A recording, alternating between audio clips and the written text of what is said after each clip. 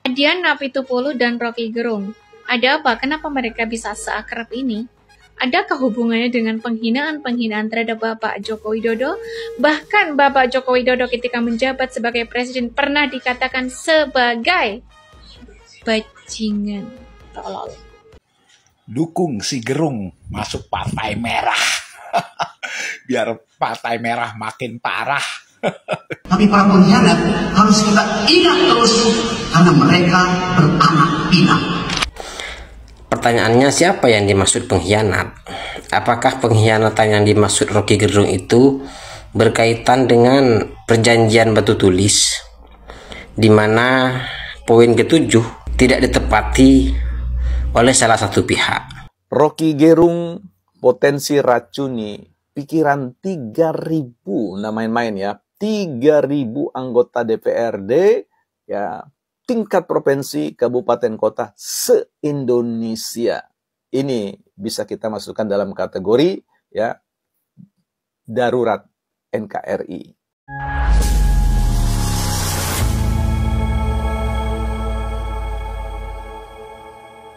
Assalamualaikum warahmatullahi wabarakatuh, saudara-saudaraku sebangsa dan setanah air. Dimanapun kalian berada, semoga kalian selalu dalam kondisi sehat walafiat. Berjumpa lagi dengan saya di Gaspol Update ya. Kami bukanlah buzzer pihak manapun, kami hanya menyajikan keputusan ada di tangan Anda.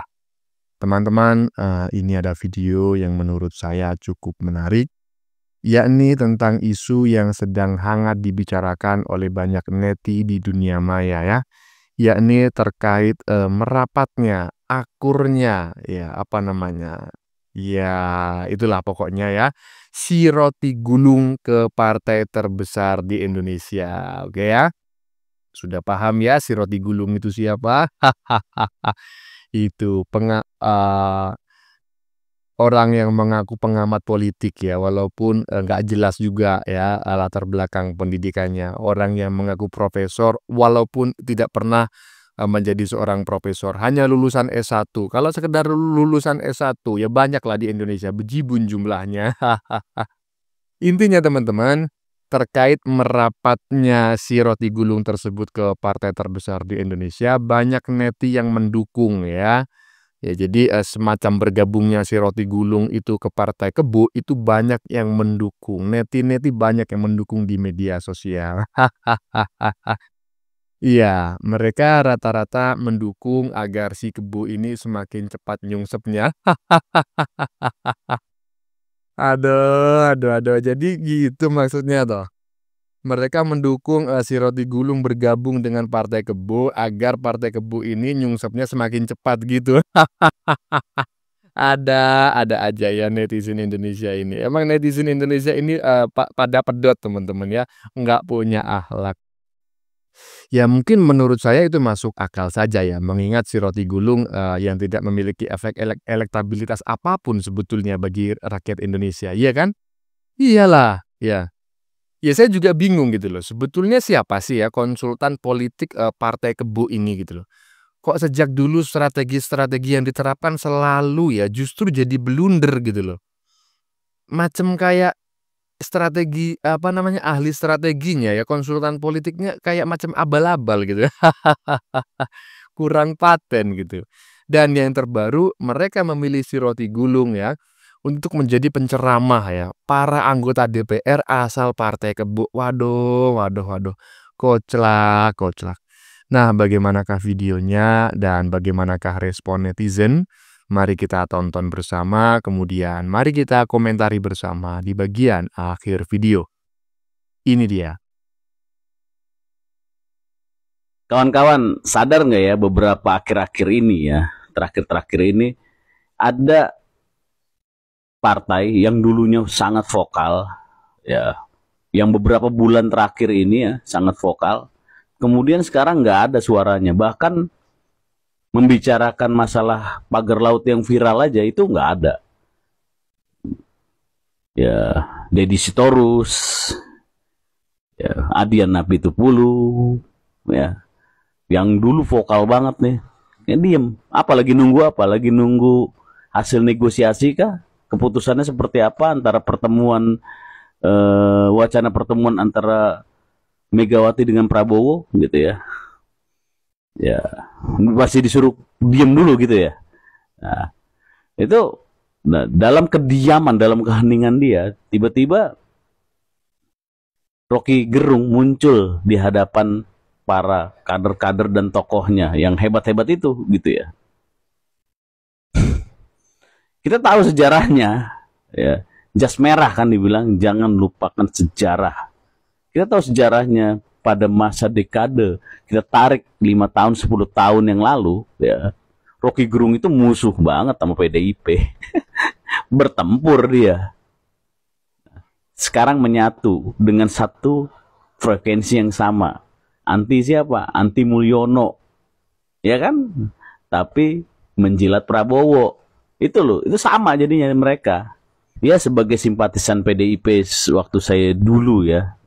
Saya senang sekali melihat Megawati, yang melihat dulu Budiman Sujatmiko, kemudian melihat Dita Indahsari ya.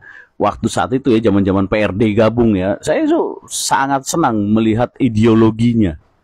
Ya, nggak ada itu model-model kayak model Rocky Gerung gitu menyatu sama mereka. Tetapi sekarang yang dulunya minyak sama air bisa nyatu. Iya, saya menyadarinya ya teman-teman ya. Jadi apa yang disampaikan oleh netizen barusan juga saya rasakan gitu ya. Karena saya mengikuti perpolitikan nasional ini ya kurang lebih sudah ya cukup lama lah ya di atas 3 tahunan inilah intensnya gitu sehingga saya sangat mengerti bagaimana partai terbesar di Indonesia ini pasang mode seruduk gitu ya, gaspol ya untuk menyerang pemerintahan Jokowi dan lain sebagainya melalui kader-kader elitnya juga buzzer-buzzernya dalam tanda kutip gitu ya. Dan beberapa waktu lalu gitu ya ketika sang sekjen masih menghilang ketika ditetapkan sebagai tersangka itu serangan-serangan masih ada gitu ya. Nyinyiran-nyinyiran itu masih sangat kental sekali dirasakan, tetapi akhir-akhir ini sudah mulai letoy ya. Hah? Letoy dan tiba-tiba muncul si Roti Gulung gitu kan. Roti Gulung seolah-olah bergabung dengan partai tersebut nyeramain anggota DPR. Aduh, ini gimana gitu ya. Ini siapa yang nyuruh? Tapi nggak masalah lah ya, itu disambut baik oleh banyak neti karena itu semakin mempercepat nyungsepnya partai tersebut menurut neti teman-teman ya. Lanjut. Tunggu dia turun. Happy. Ulang tahun ini Ibu.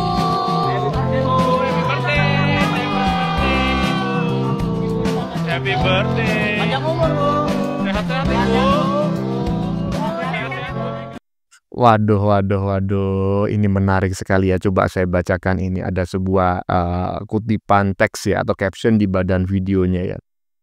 Buzzer Jokowi panik ketakutan ya. Roti Gulung gabung partai terbesar di Indonesia. Yang panik dan ketakutan itu siapa? Hah? Justru para pendukung Pak Jokowi ya. Janganlah sebut buzzer gitu ya. Karena nggak semuanya itu menerima ya anggaran sebagai buzzer. Contohnya ya saya ya kami nggak menerima apa-apa. Kami hanya menyajikan. Kami bukanlah buzzer pihak kanan, pihak kiri, pihak A, pihak B enggak ya. Kami ini netral hanya reaction politik menyajikan perkembangan politik yang sedang hangat di tanah air ya dari sudut pandang komentar-komentar netizen ya kami sajikan untuk kita diskusikan bersama keputusan tetap ada di tangan Anda gitu ya jadi jangan dianggap ya orang macam kayak kami ini dianggap sebagai buzzer enggak dan kami juga enggak panik apalagi ketakutan ya ketika melihat si Roti Gulung itu mulai merapat mulai akur, mulai seperti keluarga dengan partai terbesar di Indonesia. Malah kami senang gitu ya. Kenapa kami senang? Ya karena kenyungsepan Anda, kalian akan semakin dekat gitu loh. Kok tidak sadar-sadar gitu loh. Seharusnya kalian itu sadar ya dalam posisi yang keliru, ya strategi yang kurang tepat ya menyerang Pak Jokowi berlebihan dan lain sebagainya. Seharusnya mengubah strateginya. malah tetap aja macam kayak gitu. Dan sekarang ya kan mau merangkul si Roti Gulung. Ya kami bukannya panik atau ketakutan, malah senang lah. Lanjut. Dukung si Gerung masuk Partai Merah. Biar Partai Merah makin parah. Gerung cocok banget di situ ya. Bisa sering marah-marah. Dan makin pun. Nah, ini ya kan apa yang saya sampaikan pada video sebelumnya. Jangan dipikir ya para pendukung Pak Jokowi itu takut ya, resah, gelisah, enggak. Malah seneng ya.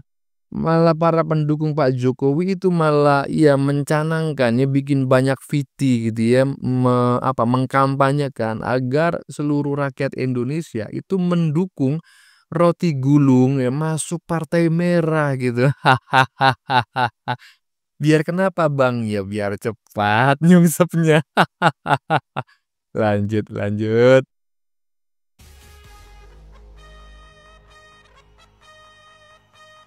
Adian Napitupulu dan Rocky Gerung. Ada apa? Kenapa mereka bisa seakrab ini? Adakah hubungannya dengan penghinaan-penghinaan terhadap Bapak Joko Widodo? Bahkan Bapak Joko Widodo ketika menjabat sebagai presiden pernah dikatakan sebagai bajingan. Tolol. Tapi kenapa orang-orang PDIP diam saja? Adakah hubungannya? 2029 tumbangkan.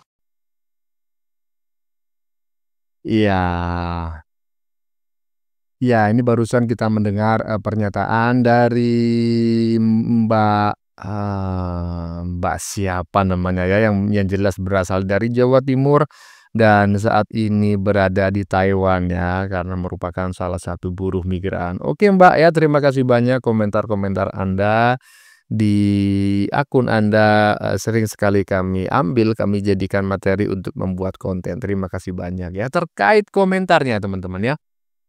Apakah ada hubungannya si Roti Gulung dengan partai tersebut ya, terutama Roti Gulung memang ya kita ketahui bersama ya, sejak dulu ya suka menghina Pak Jokowi lah begitu. Kalau menurut saya sih nggak ada hubungannya.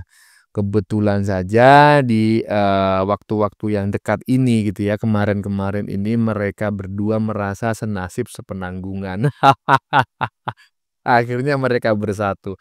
Seperti teori energi yang dipelajari dalam ilmu apa itu ya, itulah pokoknya ya. Manusia itu akan berkumpul dengan orang-orang dengan frekuensi dan energi yang sama. Nah, kemungkinan besar itu sedang berlaku antara Roti Gulung dengan partai terbesar di Indonesia. Lanjut. Tapi para pengkhianat harus kita ingat terus karena mereka beranak pinak. Saya tidak tahu yang dimaksud dengan pengkhianat itu siapa, karena Rocky Gerung dalam pidato itu kan tidak menyebutkan siapa dan siapa. Dia hanya berbicara mengenai konsep pengkhianatan. Pertanyaannya, siapa yang dimaksud pengkhianat? Apakah pengkhianatan yang dimaksud Rocky Gerung itu berkaitan dengan perjanjian batu tulis, di mana poin ke-7 tidak ditepati oleh salah satu pihak? Atau apa yang sebenarnya yang dimaksud dengan pengkhianat atau pengkhianatan oleh Rocky Gerung? Karena Rocky Gerung itu kan selalu berbicara tentang definisi yang kadang-kadang berbeda dengan definisi yang kita pahami pada umumnya. Apakah perubahan dari partai PDI menjadi partai PDIP dianggap sebagai bentuk pengkhianatan oleh Rocky Gerung atau bagaimana? Karena dia kan hanya berbicara konsep yang tidak ada contoh konkretnya sama sekali. Atau dia mungkin hanya berbicara konsep yang sama sekali tidak ada aplikasi percontohannya sama sekali. Apakah Kongres Surabaya itu akan dianggap sebagai bentuk pengkhianatan oleh Rocky Gerung atau bagaimana? Yang dimana Kongres itu pada akhirnya menjadikan Ibu Megawati sebagai ketum daripada partai PDI. Apakah Rocky Gerung akan beranggapan bahwa partai PDIP itu merupakan bentuk pengkhianatan terhadap partai PDI, di mana partai PDI itu adalah partai yang ikut serta membesarkan nama daripada Ibu Megawati. Apakah itu juga akan disebut sebagai bentuk pengkhianatan atau bagaimana? Saya tidak tahu, hanya Rocky Gerung yang tahu. Karena sekali lagi, kalau Rocky Gerung berbicara mengenai suatu konsep, suatu definisi, dia kadang-kadang punya definisi sendiri yang berbeda dengan masyarakat pada umumnya. Ya, barusan kita mendengar pernyataan salah seorang netizen mengenai isi pernyataan gitu ya, isi pidato lah begitu si Rocky Gerung pada saat menjadi penceramah gitu ya, saat memberikan pembekalan kepada para anggota DPR yang kurang lebih berjumlah 3.000 anggota DPR se-Indonesia yang berasal dari partai Kebo gitu ya, atau partai terbesar di Indonesia. Nah, yakni mengenai membahas tentang pengkhianat gitu ya, dan netizen barusan bertanya siapa yang dimaksud dengan pengkhianat gitu. Ya, tentu kita tahu lah ya siapa yang dimaksud pengkhianat oleh si Rocky Gerung, walaupun si Rocky Gerung tidak menyebutkan nama orang secara spesifik yang dimaksud pengkhianat tersebut. Biarlah saya yang menjelaskan gitu ya. Yang besar kemungkinan yang dimaksud pengkhianat ini adalah si Mulyono, kan seperti itu ya. Dan saya tidak mempersoalkan itu. Memang si Mulyono dalam hal ini Jokowi itu masuk kategori pengkhianat bagi partai, ya kan? Nggak masalah, seperti pada saat saya masih berada di channel sebelumnya, teman-teman ya. Nggak masalah Jokowi itu berkhianat, yang penting jangan mengkhianati rakyat ya. Kalau mengkhianati partai itu urusan Jokowi dengan partai, bukan urusan rakyat, kan seperti itu. Kalau Jokowi mengkhianati rakyat, ya yang itu menjadi persoalan rakyat. Tetapi kalau Pak Jokowi mengkhianati partainya, itu urusan partainya dengan Jokowi, bukan urusan rakyat. Kan seperti itu, ya toh? Iyalah. Yang menjadi pertanyaan, yang nyuruh si Rocky Gerung jadi penceramah itu siapa? Coba bayangin. Yang diceramain anggota DPR jadi gitu ya, anggota DPR terpilih.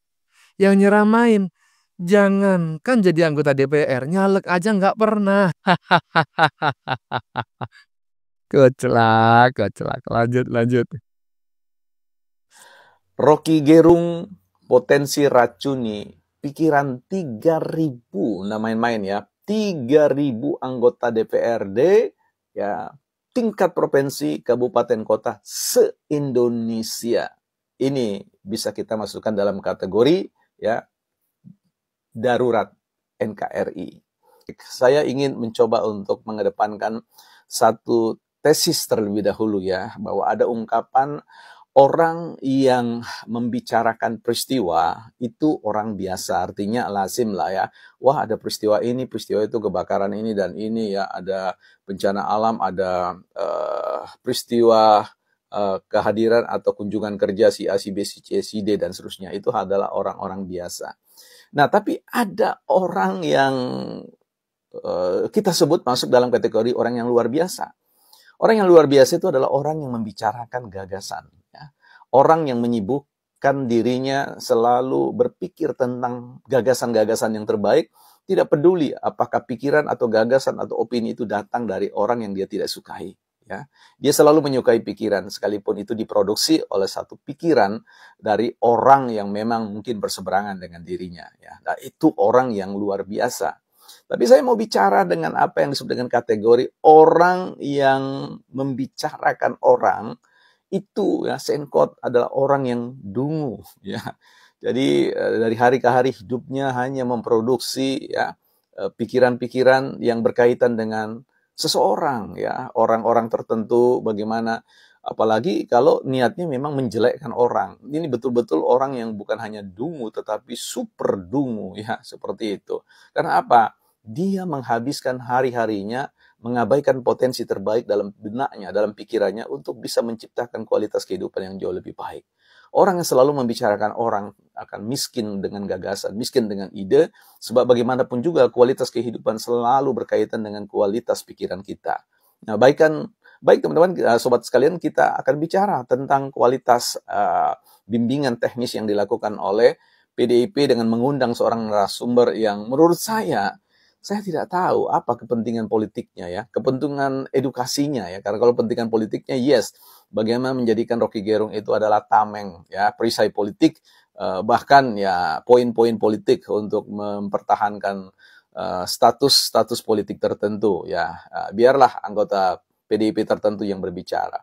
Dalam konteks bimbingan teknis yang menurut saya itu adalah bimbingan yang penuh dengan nuansa keracunan ya, yang bisa membahayakan kemurnian ya berpikir para anggota legislatif kita.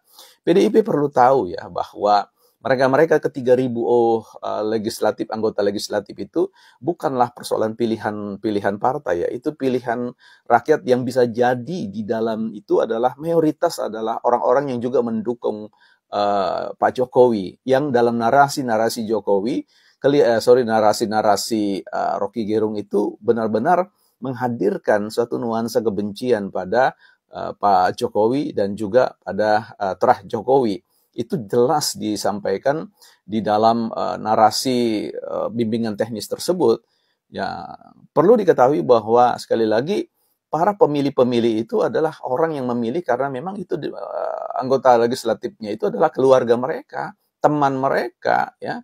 Jadi bukan karena Partai Demokrasi Indonesia Perjuangan melulu, bahwa memang ada pemilih yang memang betul-betul memilih ya, dengan basis primordial atau konvensional, tradisional, dengan mengatakan sekali PDIP tetap PDIP. Yes, ada juga. Tetapi saya punya keyakinan bahwa mereka yang 3.000 itu bukan dipilih karena partai banteng, tapi karena dia adalah saudara, adik, keluarga, teman, dan seterusnya ya. Warga sekampung, warga sekabupaten, ya, warga satu suku, warga satu agama, dan itu kompleks ya belitannya.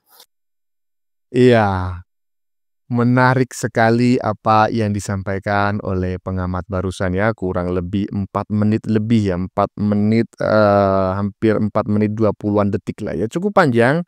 Tetapi karena yang bersangkutan adalah seorang pengamat, jadi isinya daging semua teman-teman ya. Jadi saya mendengarkan dalam waktu 4 menit lebih ini nggak sia-sia lah ya, mendapatkan pengetahuan baru ya, menambah khasanah ya, sehingga dalam berpikir kita itu semakin matang untuk menentukan kesimpulan lah gitu.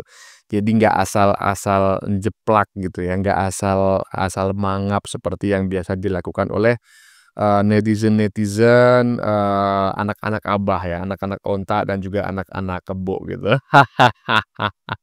Intinya saya sependapat ya dengan apa yang disampaikan oleh netizen barusan ya, pengamat barusan, bahwa ada potensi si roti gulung ini meracuni ya dalam tanda kutip pikiran 3.000 anggota DPR asal partai terbesar di Indonesia. Intinya seperti itulah ya toh. Nah, kalau menurut saya sih kalau meracuni hal-hal yang bagus ya, mencuci otak ibaratnya tentang hal-hal yang bagus menurut saya nggak masalah. Tetapi kalau meracuni ya atau mencuci otak dalam tanda kutip tetapi yang diinduksikan adalah paham-paham yang kurang bagus ya, yang selama ini ya kita ketahui bagaimana sih ya kan si roti gulung ya kan. Nah, menurut saya itu adalah sesuatu yang seharusnya itu nggak dilakukan gitu. Saya juga bingung kenapa partai terbesar di Indonesia dengan jam terbang yang sudah sangat tinggi dan kader elit-elitnya itu bukan orang-orang sembarangan, itu memilih roti gulung gitu loh, untuk memberikan pembekalan atau ceramah di depan para anggota DPR yang kurang lebih jumlahnya 3.000 itu gitu loh. Aduh, itu menurut saya adalah sebuah kesalahan yang sangat besar ya, sebuah blunder yang atau sebuah keputusan yang kurang pertimbangan matang lah menurut saya. Tetapi ya gimana lagi ya. Seperti yang sering saya sampaikan pada konten-konten sebelumnya ya, di channel sebelumnya, bahwa ini partai besar tetapi sepertinya konsultan politiknya, kader-kader elitnya ini kurang paten gitu ya. Sehingga strategi yang mereka pilih itu justru menjadi blunder dan menyerang diri mereka sendiri. Terbukti sejak reformasi nggak pernah ini partai menjadi penguasa gitu loh. Presiden Indonesia kelima ya, Ibu Ketum menjadi presiden karena baratnya melengsarkan Gus Dur ya kan, atau ya tanpa pemilihan lah seperti itu ya kan. Baru menjadi partai penguasa setelah Jokowi, dan banyak yang mengatakan dan kami juga menyetujuinya bahwa kemenangan Jokowi itu bukan karena pengaruh partai ya, walaupun partai berperan di situ, tetapi Pak Jokowi itu menjadi presiden yaitu ya karena Jokowinya, kan kurang lebih seperti itulah ya. Tetapi sekali lagi teman-teman ya, ini kan sekedar pendapat ya, opini. Kalau dianggap keliru, teman-teman berbeda pendapat, silakan tulis di kolom komentar sebagai sebuah koreksi. Nggak apa-apa kok kita berbeda pendapat ya kan.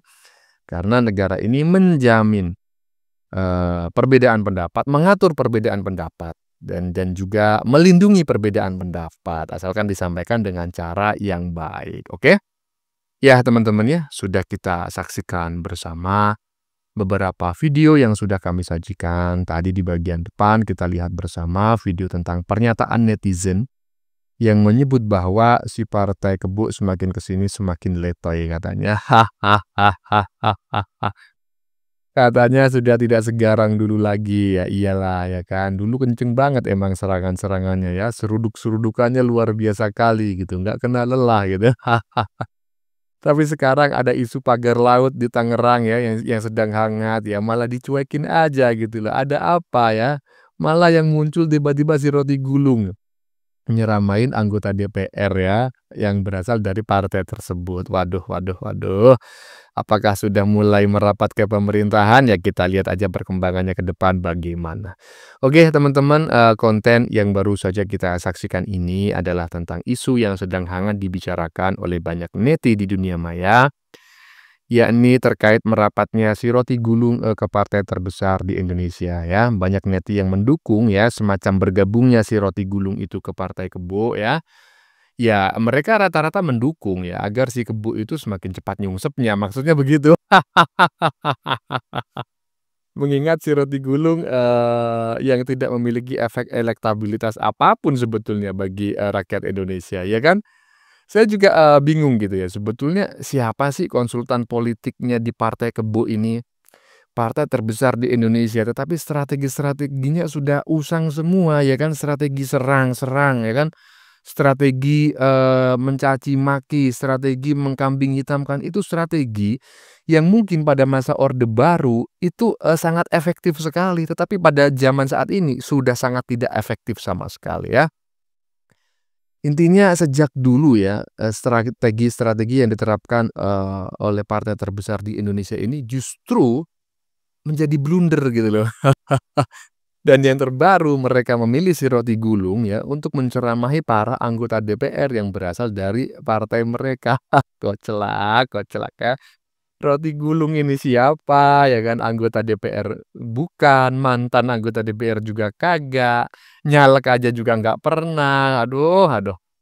Bagaimana menurut kalian? Keputusan ada di tangan Anda. Silakan tulis di kolom komentar, baik Anda yang setuju maupun yang tidak setuju dengan isi konten ini.